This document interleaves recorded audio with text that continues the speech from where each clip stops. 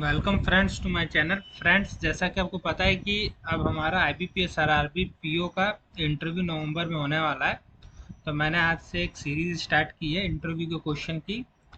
जैसा कि आपको पता ही है, जिसने पहले भी दिया होगा इंटरव्यू उसको ही पता होगा, और जिसने नहीं दिया उसने वीडियोस भी देखे होंगे। तो आरआरबी में स्टार्टिंग के क्वेश्चन तो स्टूडेंट के बैकग्राउंड के ऊपर होते हैं। बाकी उसमें से जो दो पैनलिस्ट होते हैं वो टेक्निकल क्वेश्चन पूछते हैं। तो जो कैंडिडेट्स रहते हैं वो टेक्निकल क्वेश्चन में अटक जाते हैं, बाकी वो बैकग्राउंड के क्वेश्चन और जो भी क्वेश्चन उनसे पूछे जाते हैं वो अच्छे से बता देते हैं। तो अब इस सीरीज में मैंने स्टार्ट किया, उसमें टेक्निकल क्वेश्चन ही मैंने रखे हैं। तो हर दिन मैं 10-10 क्वेश्चन आपको प्रोवाइड करूंगा आंसर के साथ। तो आइए देखते हैं क्वेश्चन। पहले पेन ले लेता हूं मैं। पहला क्वेश्चन है कि विच कमेटी रिकमेंडेड आरआरबीज। तो रीजनल रूरल बैंक को किस कमेटी ने रिकमेंड किया था? तो ये मैक्सिमम सभी को पता ही होगा कि mister M Narasimhan Rao committee के थ्रू इसको रिकमेंड किया गया था आरआरबी को। और स्टार्टिंग में जो 2 अक्टूबर 1975 को जो बनी थी, तो टोटल 5 आरआरबीज बनी थी। उसमें से प्रतिमा नंबर 1 थी। तो ये टोटल 2 अक्टूबर 1975 को बने थे, टोटल 5। और जो बन तो पहले गया था, बट इसका एक्ट जब लागू हुआ था तो वो उसके एक साल बाद लागू हुआ था। तो एक्ट केम इन अप्रैल 1976 में। फिर अब दूसरा क्वेश्चन देखते हैं कि which committee recommended the consolidation of RRBs in 2005। तो हम लोग के पहले आरआरबी ज्यादा थे, बट अभी रिसेंटली देखें तो आरआरबी हमारे कम हो गए। तो ये किस कमेटी के रिकमेंडेशन में हुआ था?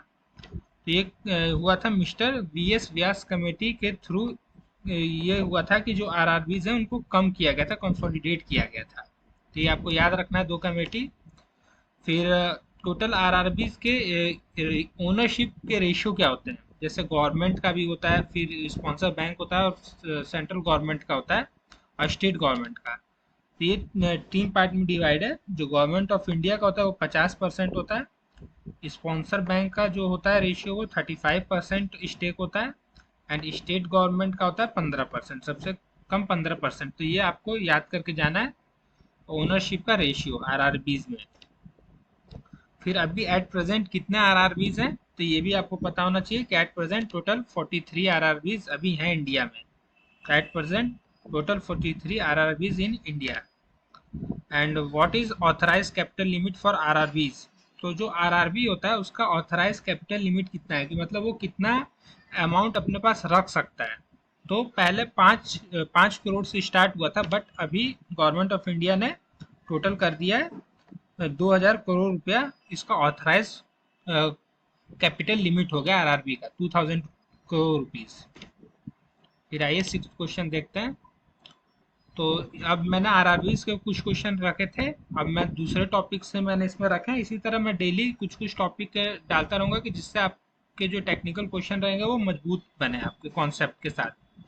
तो what is the minimum limit deposit, minimum initial deposit required to open post office saving account? तो post office saving account open करने के लिए मिनिमम डिपॉजिट कितना एक इंडिविजुअल को जमा करना पड़ता है? तो वो है 20 रुपीज़। इनिशियल ओपन करने के अकाउंट के लिए आपको 20 रुपीज़ जमा करना पड़ेगा। बट जो मिनिमम बैलेंस मेंटेन किया जाता है, जैसे अकाउंट्स में आप लोग जानते होंगे कि मिनिमम बैलेंस को हम मेंटेन करते हैं। तो जो मिनिमम बैलेंस मेंटेन करना है पोस्ट ऑफिस सेविंग अकाउंट में, वो होगा ₹500 फॉर अ अकाउंट। तो 500 रुपये तो आपको मिनिमम बैलेंस मेंटेन करना है। बट जब आप ओपन करेंगे अकाउंट तो आप 20 रुपीज़ से भी ओपन कर सकते हैं। फिर होता है कि किसान विकास पत्र के ऊपर एक क्वेश्चन मैंने लिया है कि मिनिमम एंड मैक्सिमम लिमिट क्या होता है? तो ये आपको पता होना चाहिए कि मिनिमम लिमिट होता है किसान विकास पत्र का ₹1000, एंड मैक्सिमम कोई भी लिमिट नहीं होती है किसान विकास पत्र में। फिर होता है कि जैसे कि किसान विकास पत्र का हम अकाउंट ओपन करते हैं तो उसमें ज्वाइंट अकाउंट कितने इंडिविजुअल्स, एडल्ट इंडिविजुअल कर सकते हैं? जैसे कि हस्बैंड वाइफ ओपन करते हैं जॉइंट अकाउंट, तो इसी तरह किसान विकास पत्र में जो अकाउंट ओपन होगा तो उसमें कितने adult at maximum joint account open कर सकते हैं? तो maximum of 3 adult joint account open कर सकते हैं किसान विकास पत्र में। फिर इसमें पूछा गया है कि अगर इंटरव्यूअर आपसे ये भी पूछ सकता है कि ऑल इंडिया फाइनेंशियल इंस्टीट्यूट कितने हैं टोटल इंडिया में, तो आपको पता होना चाहिए कि एक है नाबार्ड, फिर है नेशनल हाउसिंग बैंक, फिर है SIDBI small industry development bank of India, EXIM bank, और एक होता है नैपफिट। तो ये पांचों आपको पता होना चाहिए। इन पांचों का आपको फाउंडेशन डे भी पता होना चाहिए, चेयरमैन के बारे में पता होना चाहिए, और इसका हेडक्वार्टर भी आपको पता होना चाहिए। तो आप लोग बताइएगा कमेंट सेक्शन में ये जो मैंने आपसे पूछा कि इसका फाउंडेशन डे और चेयरमैन और हेडक्वार्टर। फिर लास्ट क्वेश्चन है कि which is India oldest joint stock bank. Joint stock bank बोले या फिर ओल्डेस्ट इंडिया बैंक बोले, तो ये आपका इलाहाबाद बैंक होगा। अभी तो मर्ज हो गया है, बट अगर आपसे पूछा जाए तो आप यही आंसर देंगे कि Allahabad bank is a India oldest joint stock bank. तो आज के वीडियो में मैंने 10 ही क्वेश्चन रखा है, डेली मैं आपको 10 क्वेश्चन प्रोवाइड करूंगा। तो आज के वीडियो में इतना ही दोस्तों, थैंक यू फ्रेंड्स।